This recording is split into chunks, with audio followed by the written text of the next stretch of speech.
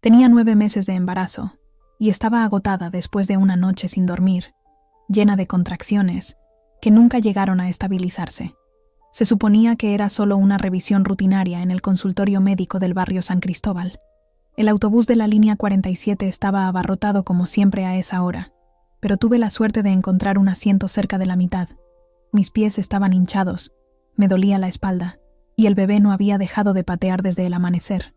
Presioné mis manos sobre mi vientre, respirando lentamente, tratando de no llamar la atención. Había aprendido a hacerme pequeña, invisible, especialmente cuando Ramón estaba cerca. No esperaba verlo ese día. Se suponía que estaba trabajando en el taller mecánico de su tío en Vallecas. Cuando subió al autobús con su madre, doña Concepción, siguiéndolo de cerca, supe por su cara que algo andaba mal. Estaba frunciendo el ceño, con esos ojos que ya buscaban mi figura entre los pasajeros. Cuando me vio sentada, se abrió paso a empujones por el pasillo atestado. Me quedé paralizada, esperando, rogando en silencio que no montara una escena, pero lo hizo, de forma ruidosa y violenta, como tantas otras veces. «¿Por qué coño estás sentada mientras mi madre está de pie?», gritó, agarrándome del brazo. «¡Levántate, cerda gorda!». Mi cuerpo se sacudió de dolor cuando sus dedos se clavaron en mi piel. Todo el autobús quedó en silencio excepto por el zumbido del motor y el ocasional bache en las calles de Madrid. Nadie se movió. Nadie habló. La gente apartó la mirada, enterrándose en sus teléfonos o mirando por las ventanas hacia las fachadas de los edificios del barrio de Lavapiés. La vergüenza y la humillación me golpearon como una ola, más fuertes incluso que el dolor físico. Intenté ponerme de pie, pero mi cuerpo no cooperaba. Mis piernas temblaban y me sentía mareada. Siempre había sido así con Ramón, desde que nos conocimos en aquella verbena de San Isidro hace 3 años. Al principio era solo celos, luego control, después insultos susurrados en casa, y finalmente esto, humillaciones públicas que todos pretendían no ver. Su madre, siempre a su lado, aprobando en silencio cada uno de sus arranques. La señora de enfrente apretaba su bolso como si quisiera fundirse con él. El conductor miraba por el espejo retrovisor, pero no detuvo el vehículo. Un hombre de traje fingía leer el periódico. Una chica joven con auriculares subió el volumen de su música. Era la danza del silencio cómplice que yo conocía tan bien. Ramón llevaba una camiseta del Atlético de Madrid que le había regalado en su cumpleaños. Su madre iba vestida de negro, como siempre desde que enviudó, con ese medallón de la Virgen del Pilar que nunca se quitaba. Los dos, de pie en el pasillo del autobús 47, ejerciendo su poder sobre mí, mientras el resto del mundo se volvía ciego y sordo. Yo llevaba un vestido premamá azul claro que había encontrado en rebajas en el Corte Inglés. Me había hecho una coleta para disimular que no había tenido tiempo de lavarme el pelo. Llevaba puestas mis únicas zapatillas cómodas, unas que me había prestado mi hermana Elena. Mi bolso desgastado contenía mi tarjeta sanitaria, una botella de agua y las 20 euros que me quedaban hasta fin de mes. «Te estoy hablando. ¿Estás sorda o qué?», insistió Ramón, apretando más fuerte.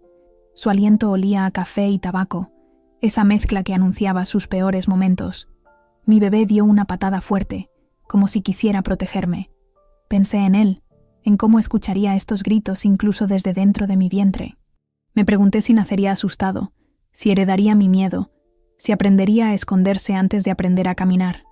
«Ramón, por favor», susurré, «no me encuentro bien. El médico dijo que...». «Me importa una mierda lo que dijo el médico», me interrumpió. «Mi madre tiene 62 años y tú tienes 25. ¿Quién coño te crees que eres?». Su madre, doña Concepción, permanecía detrás de él, con una sonrisa apenas perceptible en sus labios finos y pintados de rojo oscuro. Nunca me había aceptado. Desde el primer día, me había mirado como se mira a un insecto, algo insignificante que se ha colado en su perfecta relación madre-hijo. «Esta chica no es para ti», le decía siempre a Ramón cuando creía que yo no escuchaba. «Es una cualquiera de pueblo, sin educación, sin familia decente». Y tal vez tenía razón. Venía de un pueblo pequeño de Toledo. Había dejado los estudios temprano para trabajar, y mi familia nunca tuvo mucho. Pero había amado a Ramón con todo mi corazón, hasta que ese amor se convirtió en miedo. Estoy mareada, dije, sintiendo que las palabras se me escapaban. Por favor, Ramón. El calor del autobús era sofocante. El conductor había subido la calefacción, a pesar de que abril ya no era tan frío en Madrid. Las ventanas estaban empañadas, como si hasta el cristal quisiera ocultar lo que pasaba dentro. Sentí una contracción más fuerte que las anteriores y me agarré al pasamanos. Mi frente se perló de sudor frío. Por un momento, temí que el bebé pudiera nacer allí mismo, en ese autobús lleno de cobardes y testigos mudos. ¿Qué historia para contarle algún día? Naciste mientras tu padre me insultaba y tu abuela miraba con desprecio. Fue entonces cuando la escuché hablar. Ella estaba sentada al otro lado del pasillo. Era pequeña y delgada, envuelta en una rebeca azul descolorida, con el pelo plateado recogido en un moño pulcro. Llevaba unas gafas de montura dorada y sostenía en su regazo un bolso de cuero gastado. Parecía tan frágil como un pajarillo, pero su voz no se elevó por encima del ruido. Lo atravesó como un cuchillo. Tu madre ha criado a un cobarde, dijo. Eso fue todo. Una frase, pero sonó más fuerte que los gritos de Ramón, más clara que cualquier cosa que hubiera escuchado ese día. Un silencio absoluto cayó sobre el autobús 47, mientras recorría la calle Embajadores hacia la Glorieta. No se escuchaba ni una respiración. Por un instante, hasta el motor pareció contener el aliento. El silencio se rompió como un cristal. Las cabezas se giraron. El agarre de Ramón flaqueó. La cara de doña Concepción se puso roja, su postura encogida de repente. La anciana no se inmutó bajo el peso de sus miradas. Simplemente permaneció allí, mirándolos directamente. A él, a ambos, con una calma que contrastaba con su evidente disgusto. Algo en sus palabras tenía poder, no solo porque eran ciertas, sino porque las dijo sin miedo. Hizo que todos a nuestro alrededor se sintieran cómplices en su silencio. La mujer debía tener unos 70 y tantos años. Sus manos, cruzadas sobre el bolso, mostraban las venas azules y las manchas de la edad. Llevaba un anillo de oro simple, probablemente una alianza de matrimonio de muchos años. Su mirada, detrás de aquellas gafas, era firme y directa, como la de alguien que ha visto demasiado en la vida para seguir callándose. Ramón balbuceó algo, descolocado por primera vez desde que lo conocía. No estaba acostumbrado a que lo desafiaran, mucho menos una anciana desconocida. Soltó mi brazo y dio un paso atrás, tropezando ligeramente con el pie de un pasajero.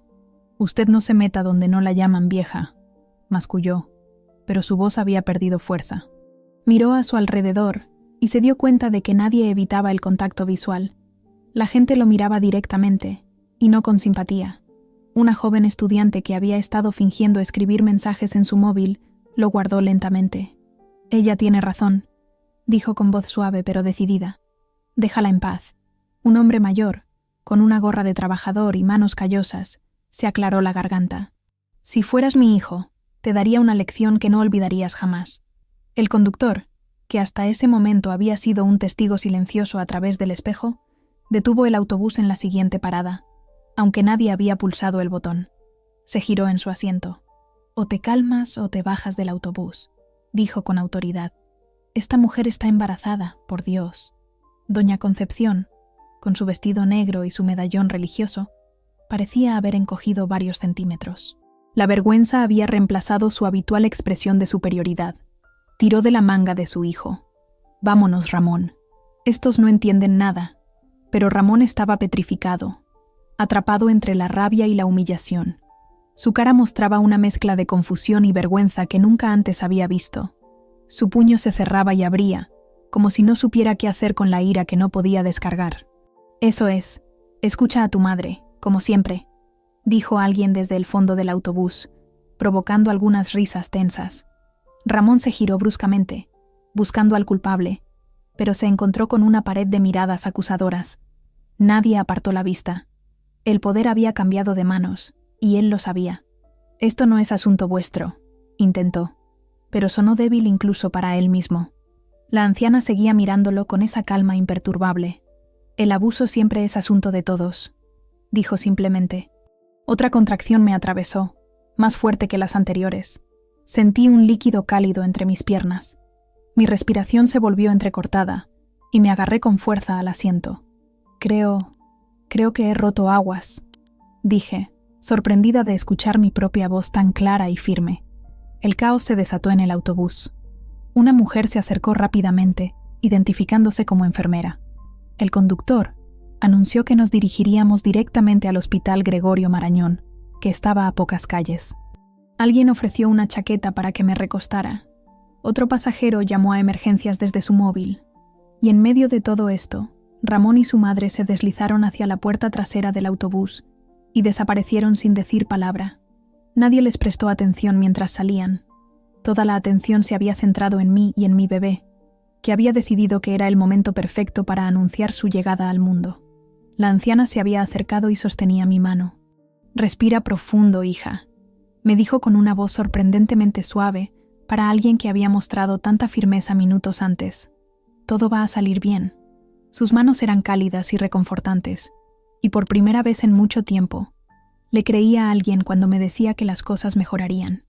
La enfermera improvisada me ayudó a recostarme en varios asientos que los pasajeros habían liberado rápidamente. Me preguntó cada cuánto tiempo venían las contracciones. Revisó mi pulso y le dio instrucciones al conductor.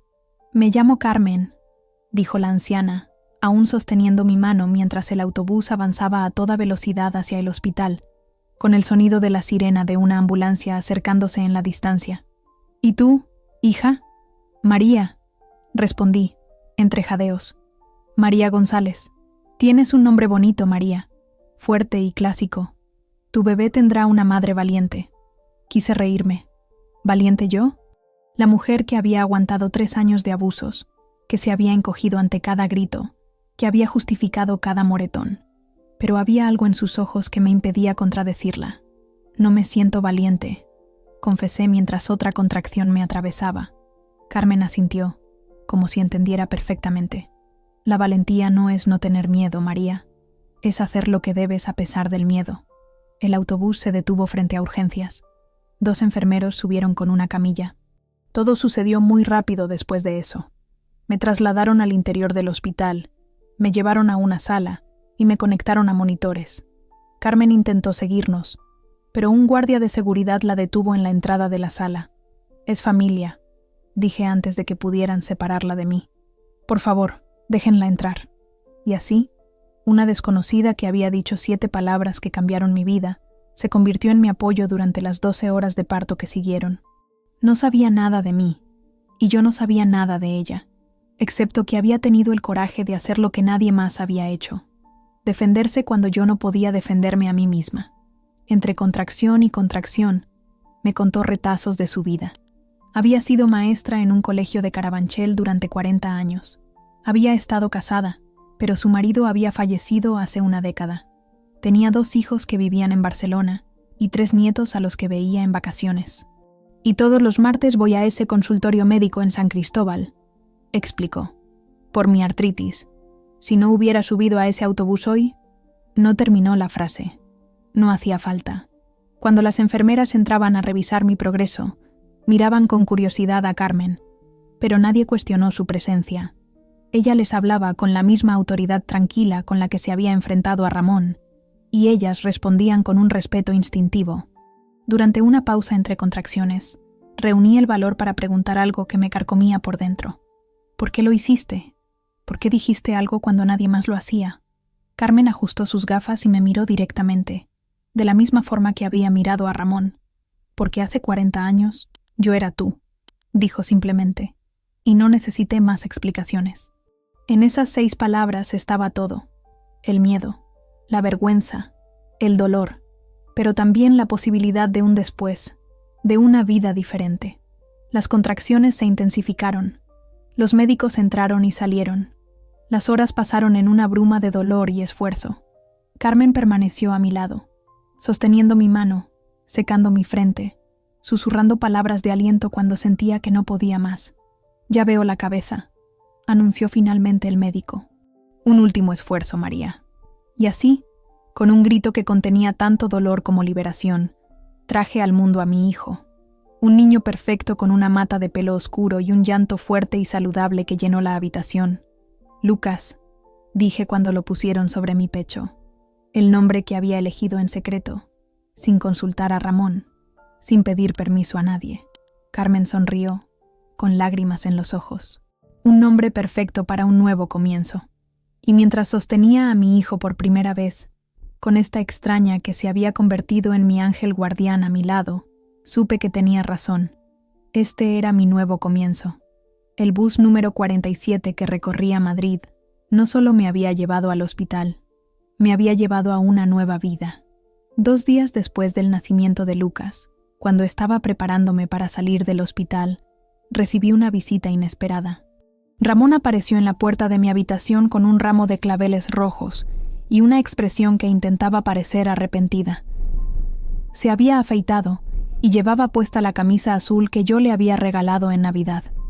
«He venido a llevaros a casa», dijo, como si nada hubiera pasado, como si el incidente del autobús hubiera sido una simple anécdota y no el momento que partió mi vida en 2.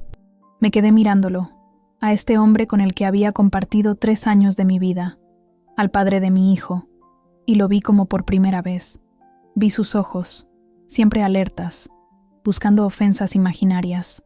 Vi sus manos, que tanto daño me habían causado. Vi su sonrisa, que nunca llegaba a iluminar su mirada. «No vamos a ir contigo, Ramón», respondí, sorprendida por la calma en mi voz. Su expresión cambió instantáneamente. La máscara de arrepentimiento se desvaneció, revelando la rabia que siempre acechaba debajo. «¿Qué coño estás diciendo? Es mi hijo, es nuestra casa». «No, Ramón, es tu casa. Y sí, es tu hijo, pero no tienes derecho a decidir dónde viviremos». Sus ojos se estrecharon. Su mano apretó el ramo hasta que algunos pétalos cayeron al suelo. «Es por esa vieja entrometida del autobús, ¿verdad? Te ha llenado la cabeza de tonterías». Pensé en Carmen, que había estado conmigo durante todo el parto, que había dormido en una incómoda silla de plástico para no dejarme sola, que se había marchado apenas 1 hora antes para cambiarse de ropa, prometiendo volver. «No, Ramón, es por mí, por Lucas, por todo lo que ha pasado y todo lo que no quiero que vuelva a pasar». Dio un paso hacia mí. Instintivamente me encogí, esperando el golpe que siempre seguía a esa mirada. Pero estábamos en un hospital, con enfermeras entrando y saliendo, con mi hijo recién nacido en una cuna a mi lado. Incluso él tenía límites. «Estás cometiendo un error», siseó. «¿Dónde vas a ir? No tienes nada. Tu familia no te quiere. Tus amigos no existen. Volverás arrastrándote en 1 semana». Tenía razón en parte. Mi familia en Toledo hacía tiempo que había renunciado a mí, cansada de mis excusas, de las visitas canceladas, de las llamadas que nunca devolvía. Mis amigas se habían alejado una a una, incómodas con mi situación, o directamente apartadas por Ramón.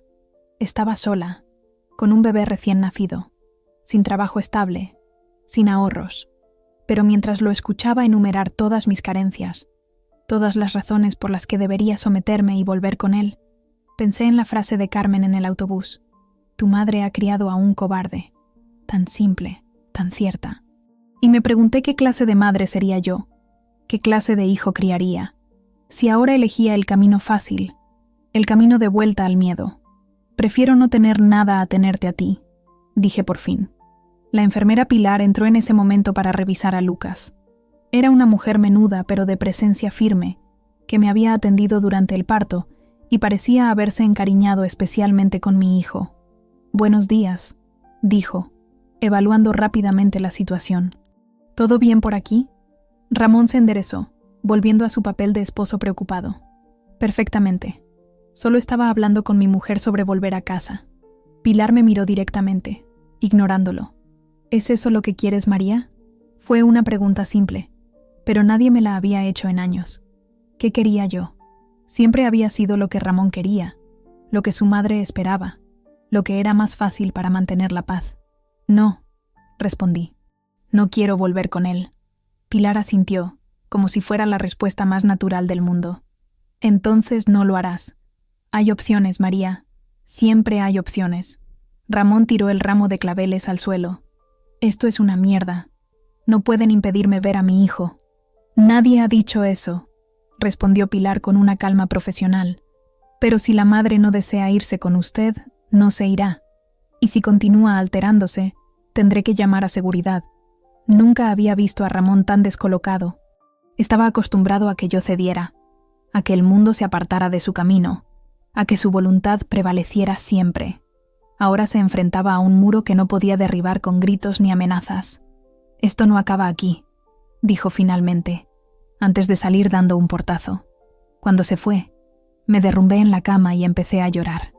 No eran lágrimas de miedo o tristeza, sino de alivio y agotamiento, como si hubiera estado conteniendo la respiración durante 3 años y finalmente pudiera exhalar. Pilar se sentó a mi lado y puso una mano en mi hombro.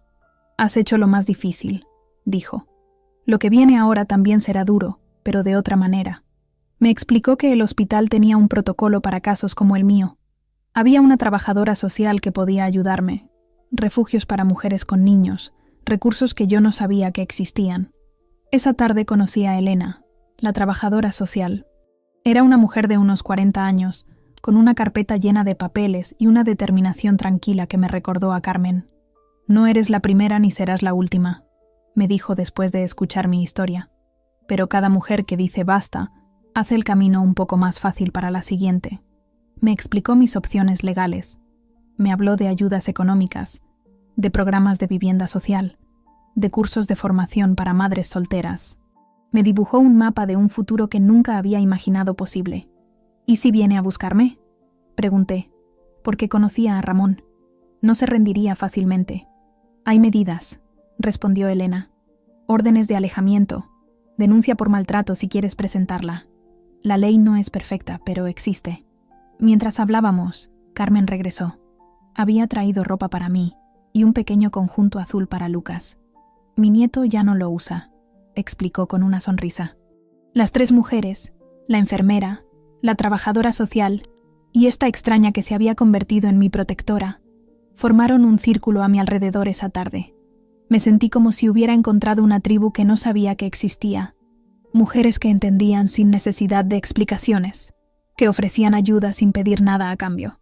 Esa noche, cuando todos se habían ido y solo estábamos Lucas y yo en la habitación del hospital, lo sostuve contra mi pecho y le susurré una promesa. «Nunca más volveré a fingir que todo está bien cuando no lo está. Te lo prometo».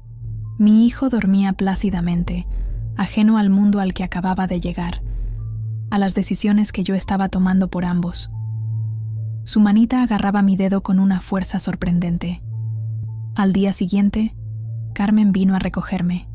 Me ofreció quedarme en su casa hasta que encontrara un lugar propio. «Tengo una habitación libre desde que mi hija se fue a Barcelona», dijo como si fuera lo más natural del mundo acoger a una desconocida y su bebé recién nacido. Acepté, no sin dudas. ¿Y si Ramón la encontraba? ¿Y si ponía a esta mujer en peligro? «No te preocupes por ese cobarde», dijo Carmen leyendo mis pensamientos. «Mi vecino es guardia civil y mi otro vecino es un boxeador jubilado. Estaremos bien».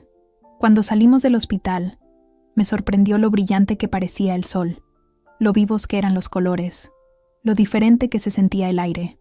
Madrid seguía siendo la misma ciudad ruidosa y caótica, pero yo la veía con otros ojos. Ya no era un lugar donde tenía que encogerme y desaparecer. Era un lienzo en blanco, lleno de posibilidades. El apartamento de Carmen estaba en Vallecas, un barrio obrero al sureste de la ciudad. Era pequeño pero acogedor, lleno de libros y fotografías. Tenía un balcón donde crecían geranios rojos y una cocina que olía a café recién hecho. «No es gran cosa», dijo mientras me mostraba la habitación que sería nuestra, «pero es un lugar para empezar». Esa noche, mientras acostaba a Lucas en una pequeña cuna que Carmen había conseguido prestada, pensé en todo lo que había cambiado en apenas unos días. El incidente del autobús, que podría haber sido solo otra humillación pública para añadir a la lista, se había convertido en el catalizador de mi liberación. Durante la cena, Carmen me contó más sobre su propia historia. Había estado casada con un hombre como Ramón. Había aguantado 10 años de maltratos hasta que un día, delante de sus hijos, él había ido demasiado lejos. Una vecina la había ayudado, igual que ella me estaba ayudando a mí ahora. «Es como un relevo», dijo mientras servía un té de manzanilla.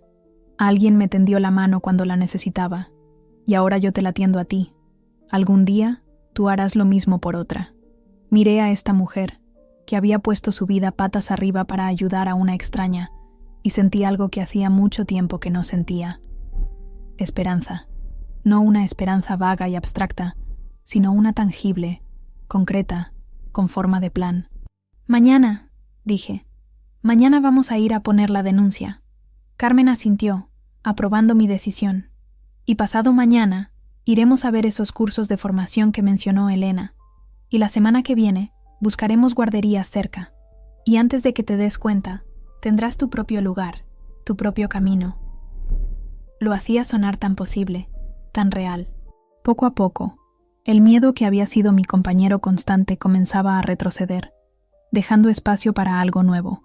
La certeza de que, pasara lo que pasara, nunca volvería a ser la mujer del autobús, la que agachaba la cabeza, la que se hacía pequeña para no molestar.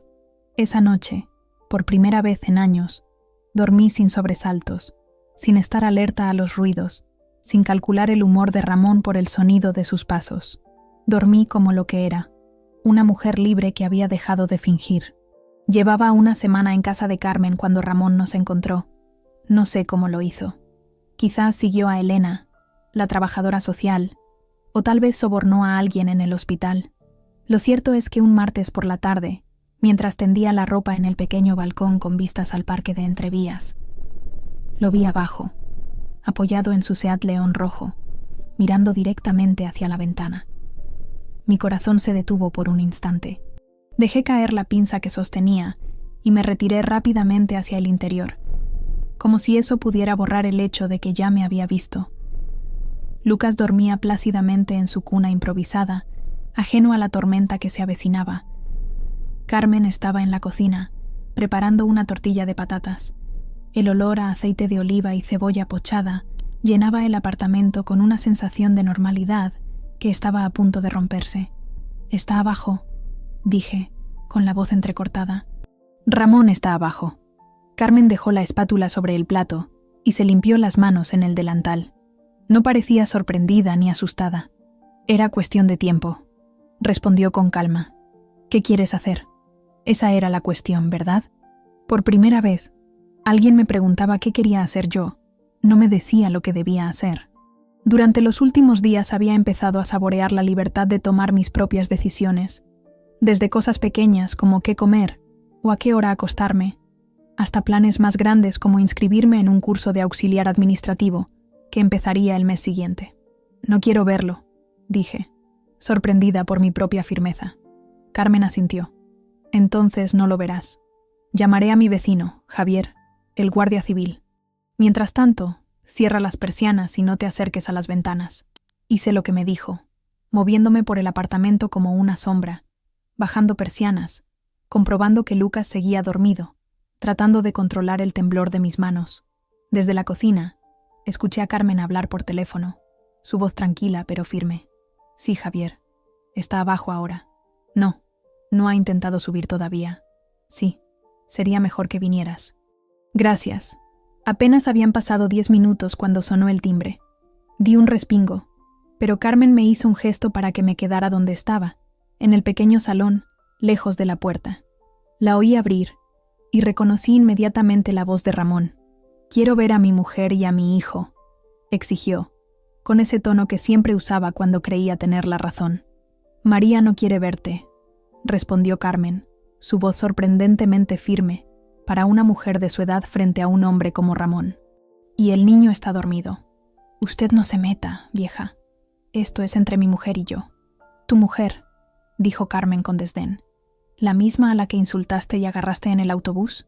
¿La misma que tuvo que dar a luz sin ti porque preferiste desaparecer antes que enfrentarte a la vergüenza de tus actos?» Hubo un silencio tenso. Podía imaginar la expresión de Ramón, esa que ponía cuando alguien lo contradecía, una mezcla de incredulidad y rabia contenida. «No sabe nada de nosotros», respondió finalmente. «María y yo tenemos nuestros problemas, como cualquier pareja, pero es mi familia y tengo derecho a verla. El derecho se pierde cuando se abusa de él». Intervino una nueva voz masculina que supuse sería Javier, el vecino guardia civil. «Y según tengo entendido, hay motivos para creer que has abusado de muchos derechos». Otro silencio, esta vez más largo. más pesado. ¿Es usted policía?, preguntó Ramón, su voz repentinamente menos segura. Guardia civil, y aunque no estoy de servicio, te sugiero que te marches ahora mismo y respetes la decisión de María. Esto es una mierda, escupió Ramón. No pueden impedirme ver a mi hijo. Tengo derechos. También tienes obligaciones, respondió Javier. Y responsabilidades. Si quieres ejercer tus derechos como padre, hay vías legales para hacerlo. Pero ahora mismo estás acosando a una mujer que no quiere verte, y eso sí que es un problema legal. Contuve la respiración, esperando la explosión de Ramón, pero para mi sorpresa, lo siguiente que escuché fue el sonido de pasos alejándose, y luego la puerta cerrándose. Carmen volvió al salón, seguida de un hombre de unos 50 años, con el pelo canoso cortado al rape y un físico que delataba años de disciplina. Se ha ido, dijo Carmen, pero volverá. Los hombres como él siempre vuelven. Javier asintió. Carmen tiene razón. Esto no es más que el principio. Si de verdad quieres cortar con él, necesitas tomar medidas legales. Me sentía abrumada de repente. Había estado tan concentrada en sobrevivir día a día, en cuidar a Lucas, en recuperarme del parto, que no había pensado realmente en el futuro a largo plazo. ¿Qué significaba realmente dejar a Ramón? ¿Cómo sería mi vida, la vida de Lucas, sin él, pero a la vez con él siempre presente como una amenaza?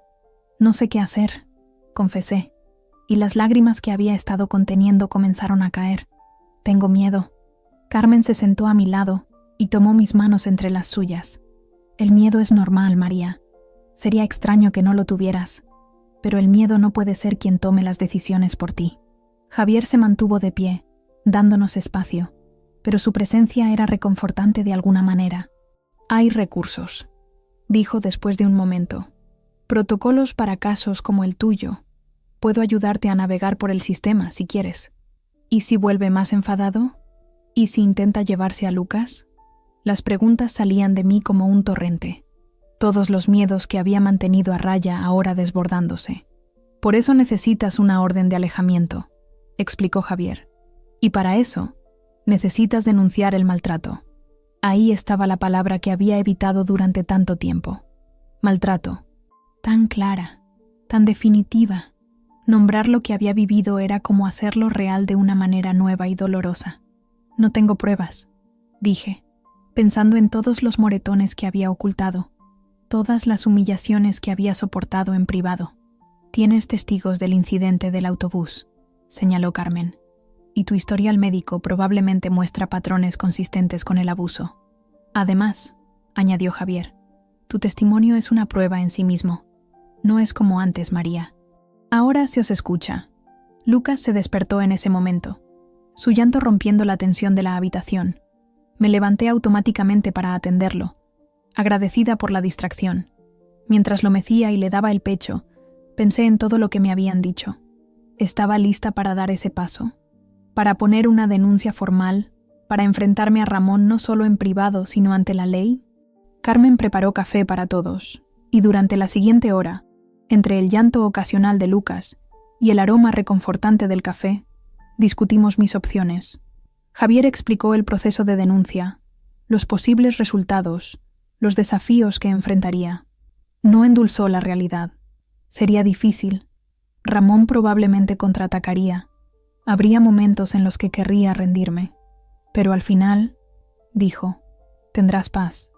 No inmediatamente, no fácilmente, pero llegará. Cuando se fue, prometiendo volver al día siguiente para acompañarme a la comisaría si decidía denunciar, me quedé mirando por la ventana. El Seat León rojo ya no estaba, pero su ausencia no me tranquilizaba. Sabía que Ramón no se rendiría tan fácilmente. Carmen se sentó en el sofá con una taza de té. ¿Sabes qué fue lo más difícil cuando dejé a mi marido?, preguntó, rompiendo el silencio. Negué con la cabeza. Aceptar que merecía algo mejor. Durante años me convencí de que aquello era lo normal, que era lo que me tocaba, que no había alternativa, que quizás yo misma provocaba su ira. Todas esas mentiras que nos contamos para seguir adelante. Sus palabras resonaron profundamente en mí. ¿Cuántas veces había pensado lo mismo? ¿Cuántas veces había justificado el comportamiento de Ramón, asumiendo la culpa, minimizando el daño. ¿Cómo supiste que era el momento de irte?, pregunté. Carmen sonrió con tristeza. Cuando me di cuenta de que me estaba convirtiendo en cómplice de mi propio maltrato, que cada día que me quedaba, le estaba enseñando a mis hijos que aquello era aceptable. Miré a Lucas, durmiendo nuevamente en mis brazos, tan pequeño, tan inocente. ¿Qué le enseñaría con mis decisiones? ¿Qué tipo de hombre se convertiría al crecer viendo a su padre tratarme así? O peor aún, ¿qué tipo de hombre creería que debía ser si me veía aceptarlo? En ese momento, con mi hijo en brazos y el apoyo de estas personas que apenas me conocían, pero que se habían convertido en mi red de seguridad, tomé mi decisión. Mañana iré a poner la denuncia, dije, sorprendida por la firmeza de mi voz. Por Lucas, por mí. Carmen asintió, y vi en sus ojos el reflejo de su propia batalla, librada hace tantos años.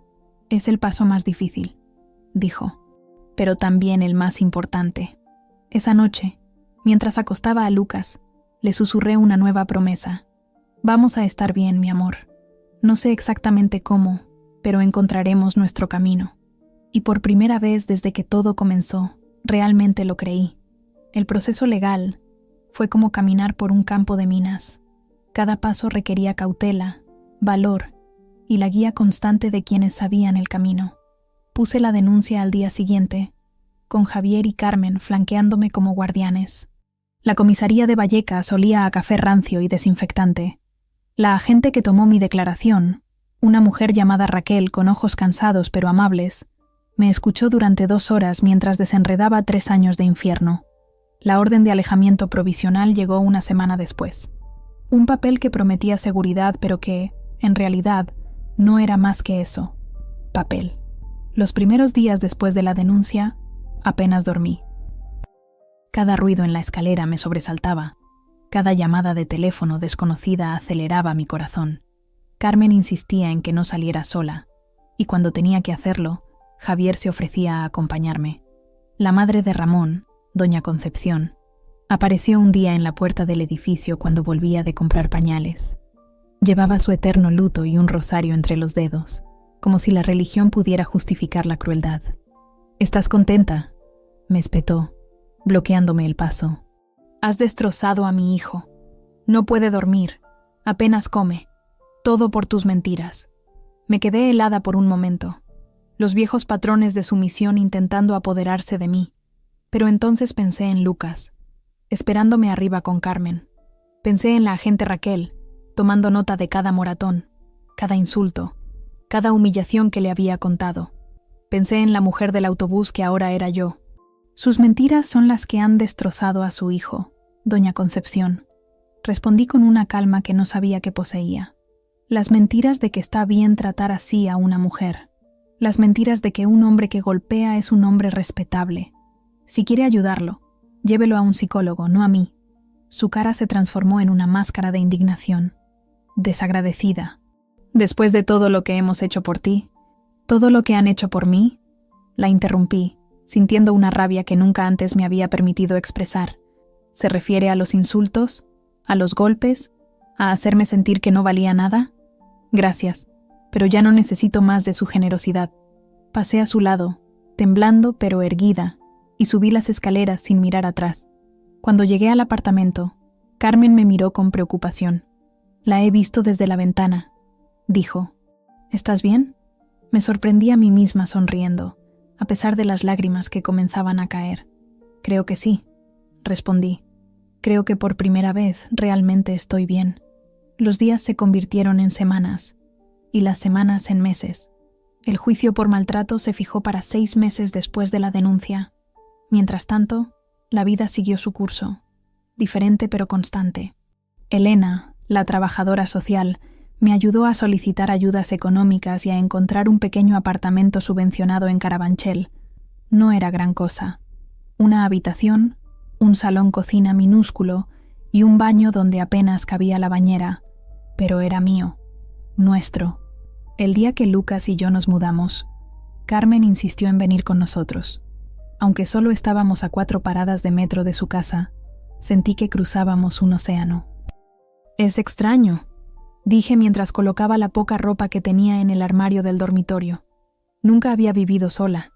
Carmen, que estaba organizando los platos donados por varios vecinos en la cocina, asomó la cabeza. «No estás sola», dijo, señalando a Lucas, que gateaba felizmente por el suelo recién fregado. «Y además, nos tienes a todos nosotros».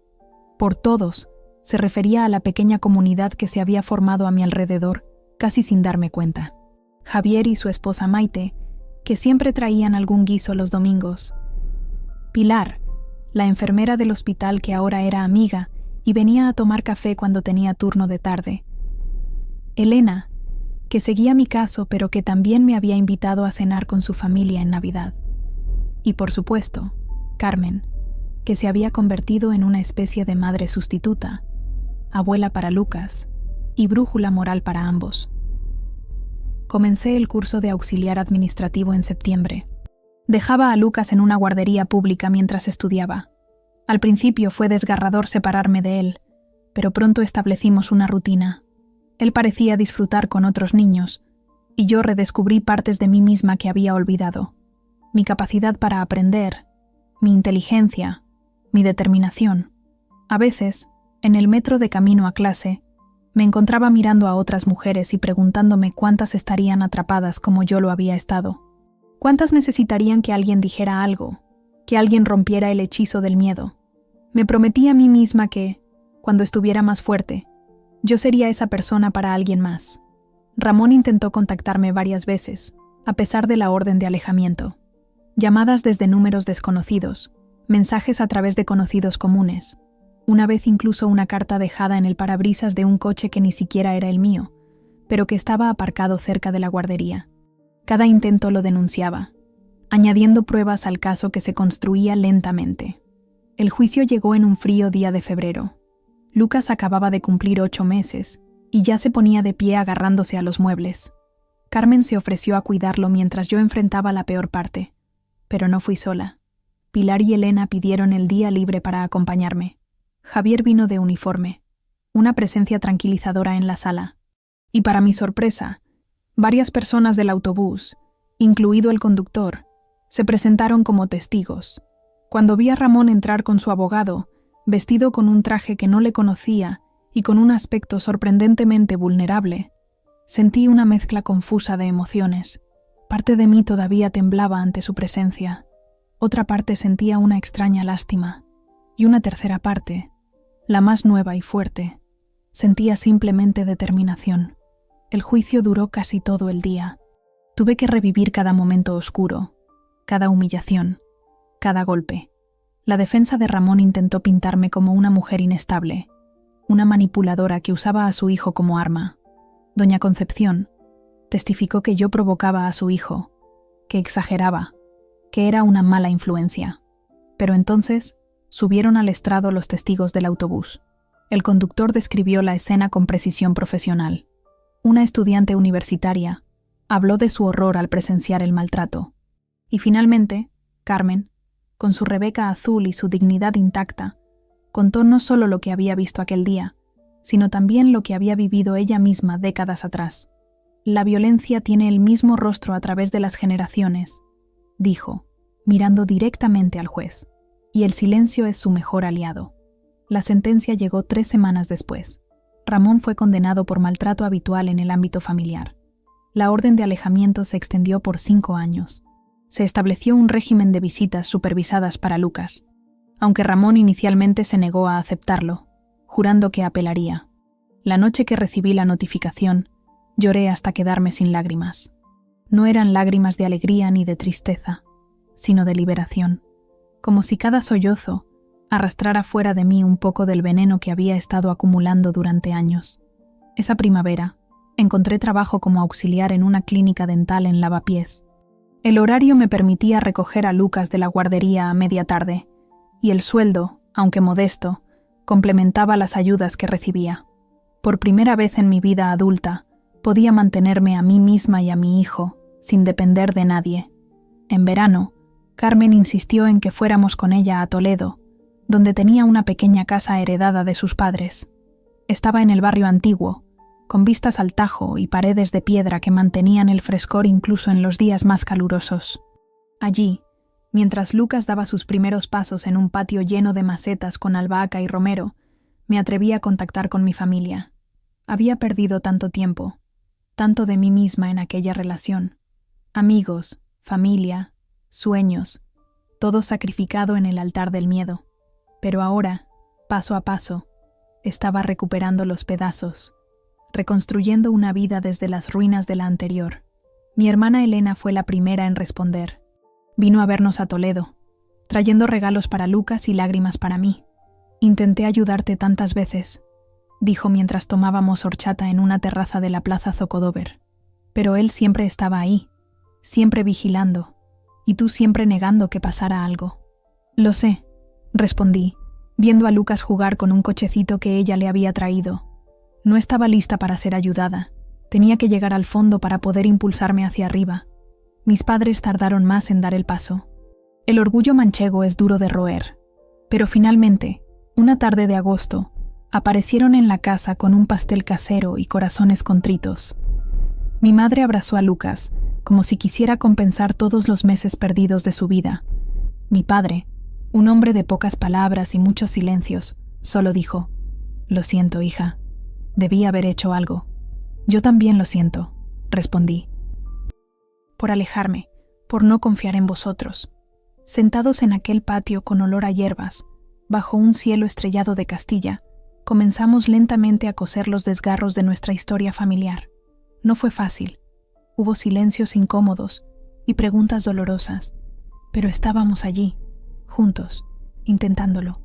Una noche, mientras todos dormían y yo contemplaba las estrellas desde el pequeño balcón de la casa, Carmen se unió a mí con 2 tazas de té. «¿En qué piensas?», preguntó, pasándome una taza humeante. «En todo lo que ha cambiado en un año», respondí.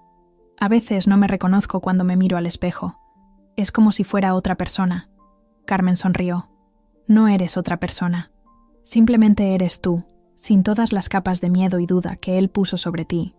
Como una escultura que siempre estuvo ahí, bajo el mármol, esperando a ser liberada». Bebimos el té en silencio, contemplando las antiguas murallas de Toledo iluminadas en la distancia. «Nunca podré agradecerte lo suficiente», dije finalmente. «No me lo agradezcas a mí», respondió Carmen. «Agradécetelo a ti misma.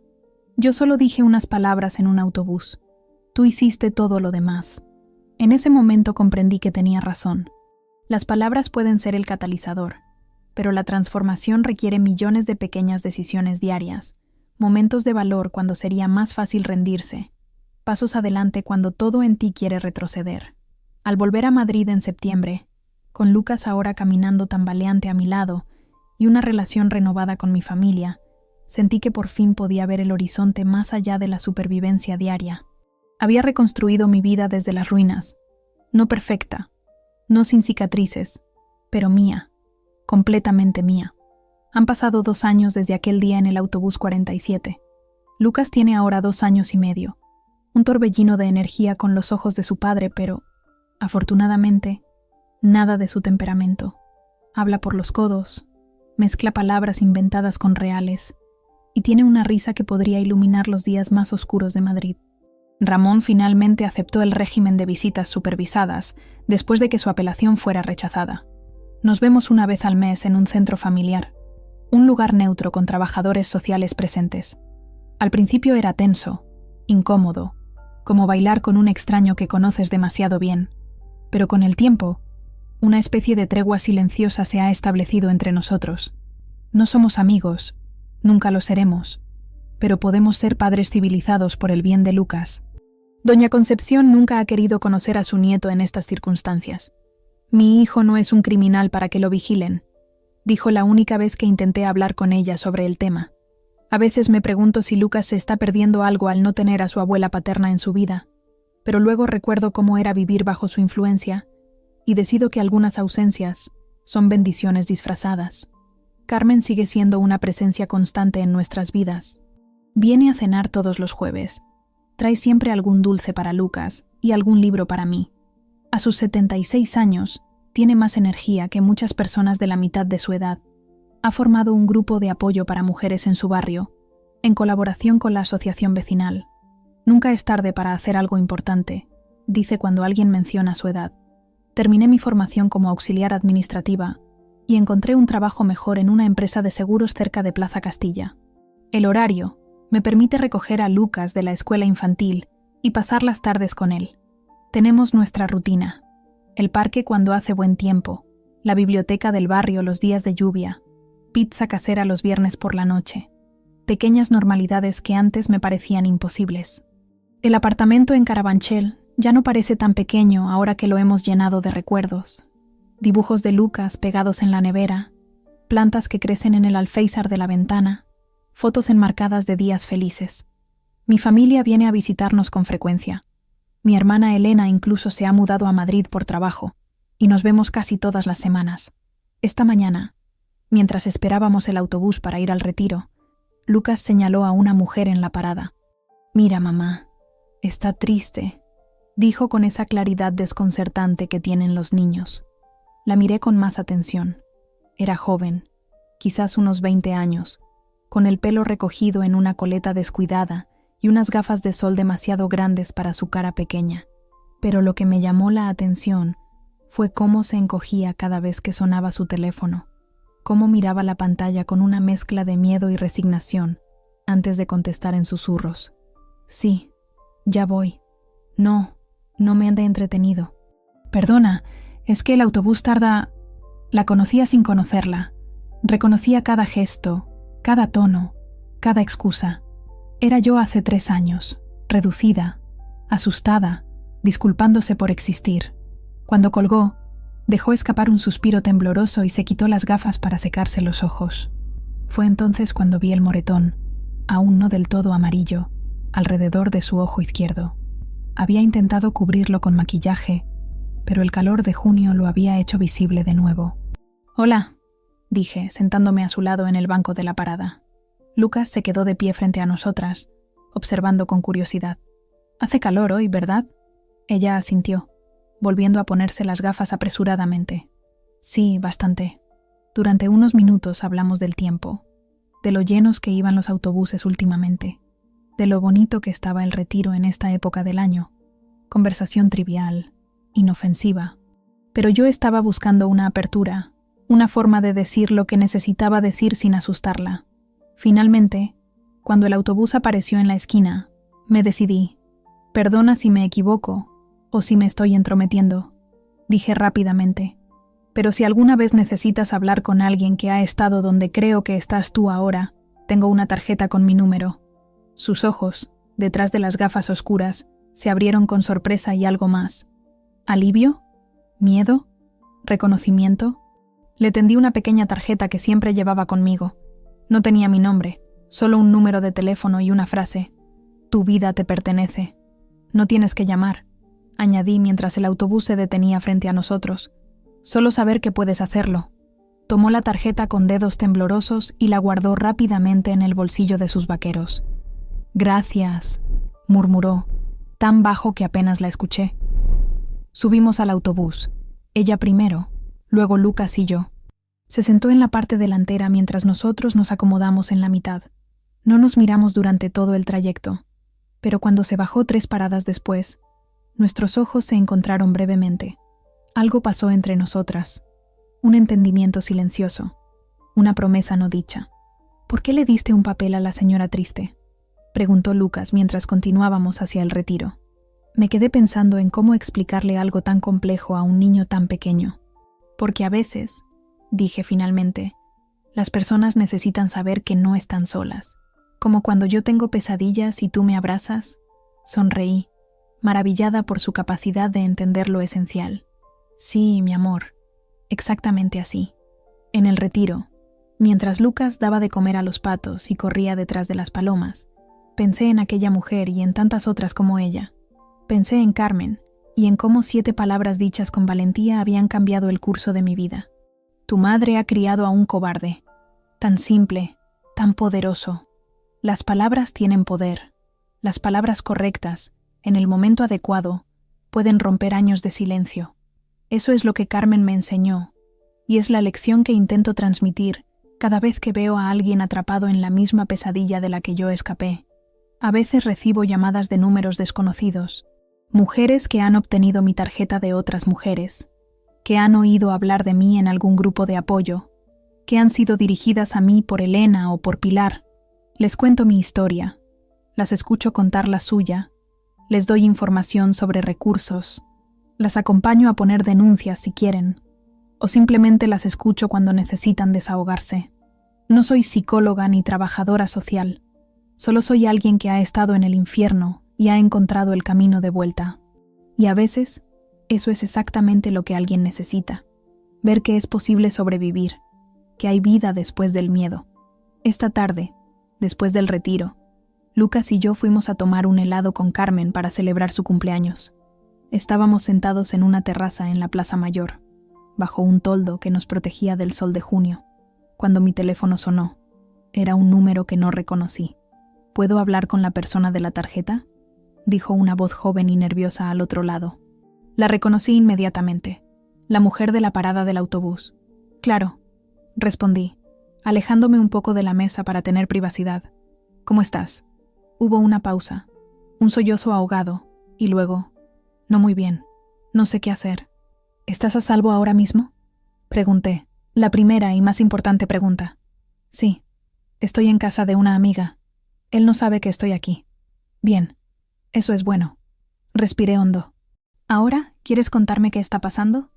Y así comenzó otra conversación, otro puente tendido sobre aguas turbulentas, otra oportunidad de romper el ciclo. Mientras hablaba con ella, vi a Carmen interactuando con Lucas, enseñándole a hacer barquitos de papel con las servilletas. 3 generaciones conectadas por hilos invisibles de cuidado y resistencia. Cuando volví a la mesa, Carmen me miró con esa mirada suya que parece ver a través de todo. ¿Una de las tuyas?, preguntó. Asentí. La chica de la parada del autobús esta mañana. Quiere dejarle pero tiene miedo. Carmen asintió, comprensiva. El miedo es un compañero poderoso, pero no tan poderoso como la esperanza.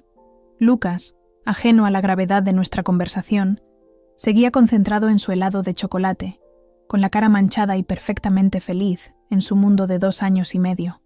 Hemos quedado mañana, dije. Voy a llevarla al centro de ayuda a mujeres en Arganzuela. ¿Quieres que vaya contigo?, ofreció Carmen. Sonreí, pensando en lo afortunada que era de tenerla en mi vida. Si puedes, sería genial. Creo que le haría bien conocerte. Carmen asintió, como si fuera lo más natural del mundo reorganizar su día para ayudar a una desconocida. Por supuesto que iré. Las cosas importantes se hacen, no se piensan. Esa noche, mientras acostaba a Lucas, me encontré pensando en todas las mujeres que había conocido en estos 2 años, las que habían encontrado la fuerza para irse, las que habían vuelto con sus abusadores, las que seguían en la cuerda floja de la indecisión. Pensé en lo frágil que es ese momento de decisión, cómo puede inclinarse en cualquier dirección con la más mínima influencia. «Cuéntame el cuento del autobús», pidió Lucas, como hacía a menudo antes de dormir. Era nuestra historia personal, la que le contaba en versión adaptada a su edad. No contenía violencia ni miedo, solo una mujer valiente en un autobús que ayudó a mamá cuando estaba triste. Había una vez una mamá que estaba muy cansada y un poco triste. Comencé, acariciando su pelo. Iba en un autobús grande por Madrid, y nadie parecía ver que necesitaba ayuda. Pero había una señora mayor, muy sabia, que sí la vio. Mientras narraba nuestra historia transformada en cuento infantil, pensé en lo poderosas que son las palabras para dar forma a nuestras vidas, para sanar heridas, para crear nuevos caminos. Una sola frase, dicha con convicción, había sido la primera piedra en el camino hacia mi libertad, y por eso ahora intentamos ayudar a otras personas que están tristes, concluí, viendo cómo sus ojos comenzaban a cerrarse.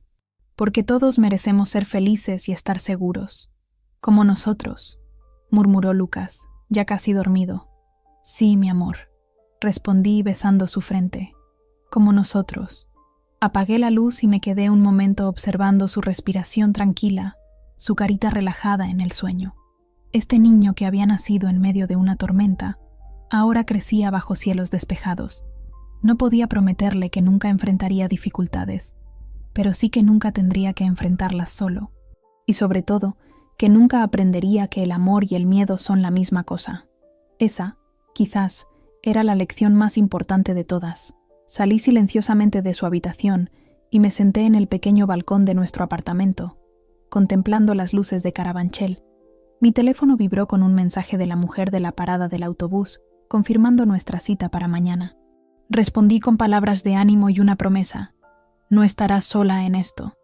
Las estrellas brillaban débilmente sobre Madrid, compitiendo con la contaminación lumínica de la ciudad. Pensé en Carmen, que mañana se levantaría temprano para acompañarme a ayudar a una desconocida, continuando la cadena que ella misma había iniciado hace 2 años con 7 palabras en un autobús. Tu madre ha criado a un cobarde. 7 palabras que me devolvieron mi vida. 7 palabras que ahora multiplicaba, día tras día, en otras palabras de aliento, de apoyo, de verdad, para otras mujeres. El poder de una sola frase. El poder de romper el silencio.